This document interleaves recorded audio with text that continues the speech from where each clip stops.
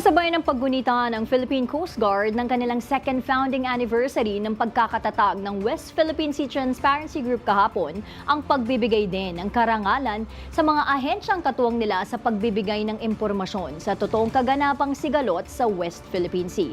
Nagbabalik si Nomer Corporal.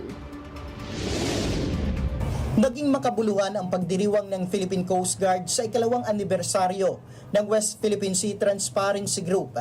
Bahagi ng okasyon ang pagbibigay pugay sa mga government at non-government organizations na nakatulong sa pagpapalaganap ng impormasyon tungkol sa tunay na sitwasyon ng West Philippine Sea.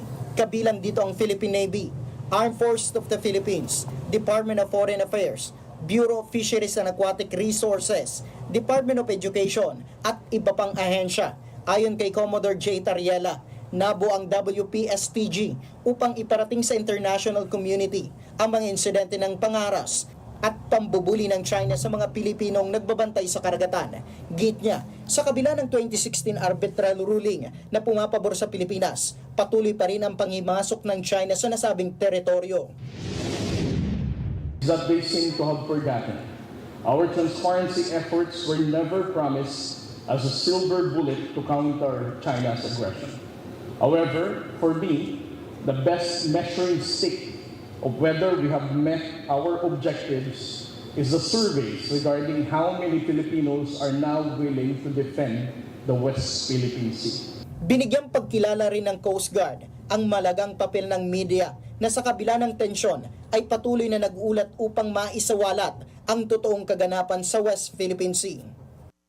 Samantala, binigyang din ni National Security Advisor Eduardo Año ang kalaga ng grupo matapos ipakita sa isang 2025 survey na 94% ng mga Pilipino ang nais tumindig sa karapatan ng bansa sa West Philippine Sea. Mas mataas kumpara sa 77% noong 2004. Numbers reflect a people united and ready to stand firm against aggression because they understand the stakes to the limits of transparency that you have provided. Matatandaan noong 2012, opisyal ng pinangalan ng West Philippine Sea ang nasabing karagatan.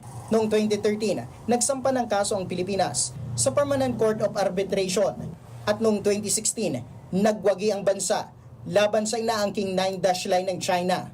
Para sa mga balitang totoo at laging bago, Nomer Corporal, 13 sa tanghali ng Congress TV.